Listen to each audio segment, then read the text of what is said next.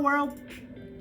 Frida Reba Darcy and Patricia O'Connor here. I'm going to swing off for a second and see if I can get my little partner in crime in frame here. She is. Hi, Frida. Oops. There you go, babe. I got some more per diem for you. What I'm doing tonight, what I just flashed there, what I was just showing was, this is a video. Actually, this is our last video. I just spooled it up and I'm showing you the tree. What this video was, our last video, and what it was about is about how this tree has, because of the new angle, it's a little long. It's taken up a lot of space, and it's receiving some needle damage from that. But how much I enjoyed potting the tree up at that angle, and how much I enjoyed increasing the pot size. That has changed it from a literati design to a windswept. And then I got somebody asking me a question. I would like to see what the tree looked like before. The beauty in my doing this is I want to do that too. Every once in a while, I want to flip back at a tree and look at the same tree 2 years ago. Sometimes I like what I see, and sometimes not so much. Sometimes they looked better 2 years ago, and sometimes they look way better now. Sometimes I actually lift my spirits by looking at how well a tree is doing now compared to what I thought was the good old days. Boom. That is what Haas Pondo looked like when I met Haas Pondo. See how small those needles are? Several things had led to that. One, the tiny little pot. It was underpotted. Two, it had a lot of back buds. It had a lot of branches. It had a lot of foliage. And all of that foliage for a couple of years times that tiny small pot meant that it couldn't, it was doing what I keep telling you, and it started making smaller and smaller needles. That is a good example of what a show hen can do as a ponderosa. If you want them smaller than that, good freaking luck. You would be probably looking at grafting. You could graft another tree onto that and get smaller still. So that is what the tree looked like as a literati. I had mentioned earlier that I loved the design of a literati. I was really crazy about this little rollover feature here and our gin here, but there was reverse taper. It's like it gets skinny right here, but if I were to rotate the tree around, you would see that it got wide if I turned to look at this back side. So in other words, when I laid that tree down, I laid that flat part down like a lizard's belly, you can see a snake or a lizard. They just kind of spread out when they've got their bellies on the pavement or on the dirt, so to speak. And that's kind of what that did.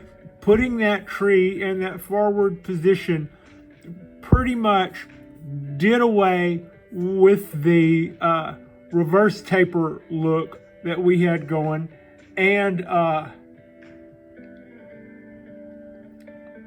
also where it flattened out and laid flat on the ground. So it no longer looked like it came out of the ground fat, and it looked like it was fat when really it was flat, right?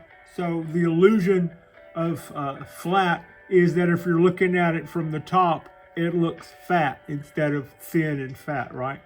So that's pretty much the good and the bad with that. Now, I've spent the last couple of days looking at the tree, looking at the video, and I'm looking at this limb down here, and I'm going, when we saw this tree as a literati, kind of one thing that said literati was this obnoxiously long limb down here, when it was a little rotty and the tree was way more upright, you know, like this. That limb just came way down, almost to the top of the pot. So you know, and that you get away with that styling wise as a literati. In fact, that says literati. When I laid it forward, that is, you know, then I just started thinking you should probably cut that off. You should probably cut that off like back here somewhere and have this and this and this be the top of the tree. You know, the branch comes out over here, kind of hard to see behind the shari at that angle, but no, it doesn't. It comes out right here. Right here. It comes down right there. But I was watching this back branch come in and mix in with my gin. It comes down right from right there, and as and when we were a literati, I mean, it went down a long way. And as it does now, it goes almost out of frame, and it just kind of makes that shelf. And the tree could be that much shorter. Could be that much shorter. So, you know, I was like, are we going to make a show about chopping that limb out? But you know what? It wasn't maybe 6 months ago. I was also discussing this tree, and I might have been discussing that very limb. No, it wasn't that tree. It was a different tree now that I recall. But it was the same method. I was looking at that limb. I was looking at a limb on a tree, and I was going, man, that doesn't work for me the way it is. I should probably cut that off. And the reason I thought that I should cut that off is because I didn't like the looks of it. Why didn't I think about changing the looks of the branch? That was a branch that the tree has invested time in growing. It was not a branch that I decided was too big, too fat, too gross or anything. I just didn't like its position. And I figured that changing its position to something more flattering would probably result in destruction of the branch. And there I was thinking about cutting it off, which is pretty much a destruction of the branch. Why not even try to bend it? You know, it's like unhinge that thinking where you go, if I try to bend this and it breaks, you know, that will be ugly. So maybe we just turn it into a gin. No, don't just cut it off. Even if you think, if I bend this branch, it will probably be ugly. So you're going to cut it off. Okay, fine. Before you cut it off, bend it. Why do I say that? Because at some point, you're going to, you know, it's a learning lesson. You may bend it and like it. You may bend it and find that it's more brittle than you thought, and it broke immediately. Okay, you were already kicking around the idea of turning that into a piece of dead wood.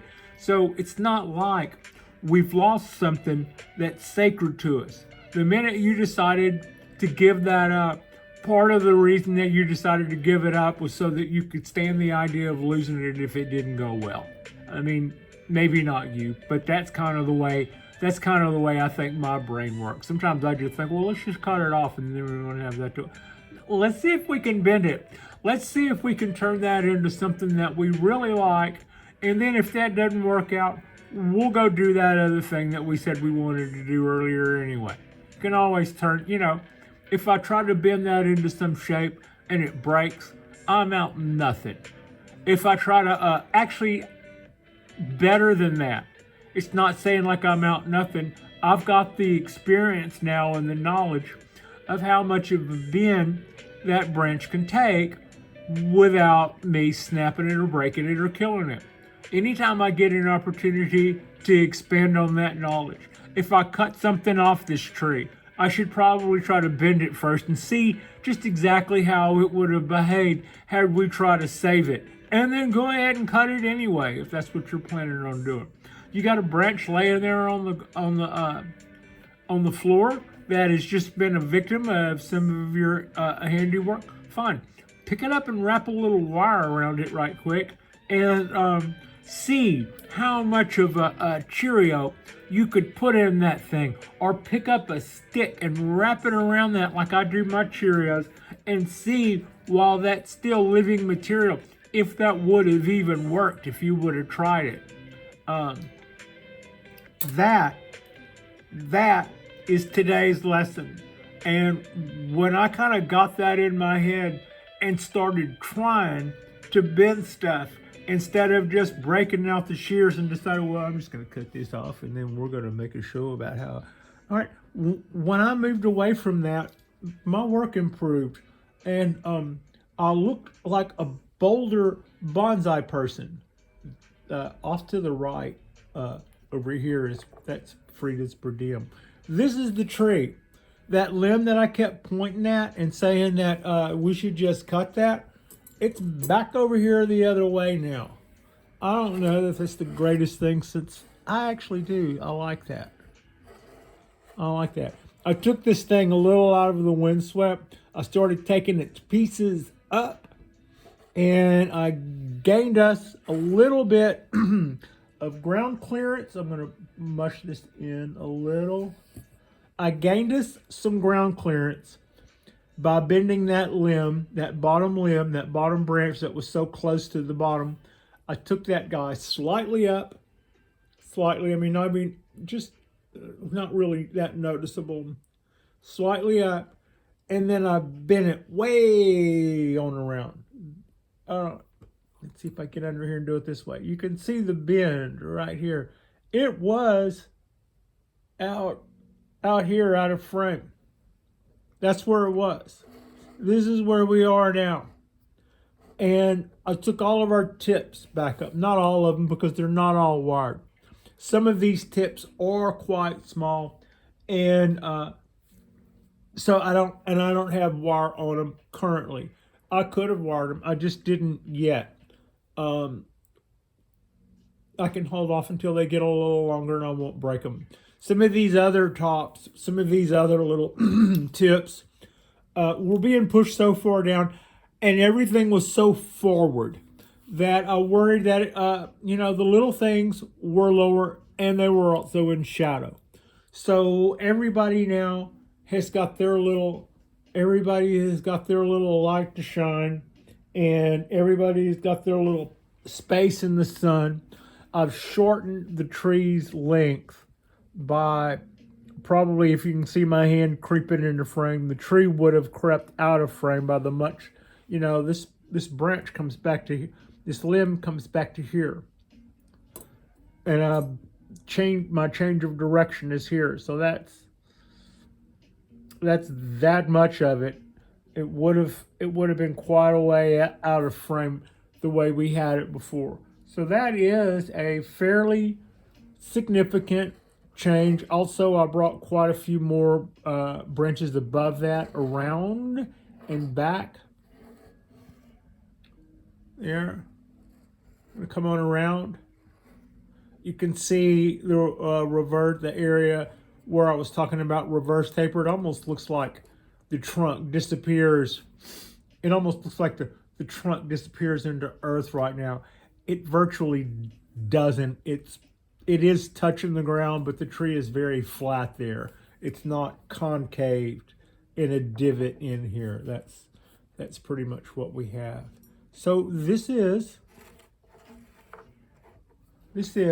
our new shape for Haas Pondo, and I think it's still a windswept, but I've added a lot of chaos to a lot of those branches. They all have, like, they were all moving around within the elements to try to find their own place in the sun. And I've taken this, what was the most forward branch that would have been probably right about here, and I've taken it back, and it's now back here as our back branch. And I think it's a nice looking tree. I think I've really changed it quite a bit. This guy kind of comes down, and we've got some of those going. I'm pretty happy with it all in all. And that's pretty much my lesson. I could have quite easily made a decision to cut this bottom branch, but instead of cutting it, I gave it the old down and back and down and back, and let's just see what happens. And I'm pretty happy with the results of that. I think the tree has rounded another corner. I'm kind of getting a little bit better at finding my style when it comes to designing the ponderosa that we did the other night. I'm aware that everything on that tree just got combed forward, like everything just got combed forward, like combing all your hair in your face. The idea I have with that is to try to, evolve that some and be able to bring some of that back. But I'm just doing it all in stages. We need a back branch. We need one of those branches that I've already led on to come back around a little farther so that we don't just have everything in the front of the tree like somebody just slammed on the brakes or something. So that's kind of my ideas on styling. The idea about let's stop cutting stuff off and seeing what happens if we try to bend it. If we try to bend it a lot, even if we know we're going to cut it off, let's bend it anyway and see what would have happened then. Who knows? We may discover something a little outside of ourselves that we really like, and that is some of the coolest personal growth you'll ever know when that happens. But at the same time, you can't help but learn from trying to manipulate the little pieces of wood around to see at what point they pitch off all their bark. At what point do they crack and break? At what point do you snap them? And so far, this tree has passed with flying colors. All the little it bends, hope it bends, if it bends tricks. And so yeah, it was actually a lot. To that end, I would even say it was way more pliable, softer, even though it looks ancient and crusty and, stone-like. It was way more pliable than I would have ever imagined. And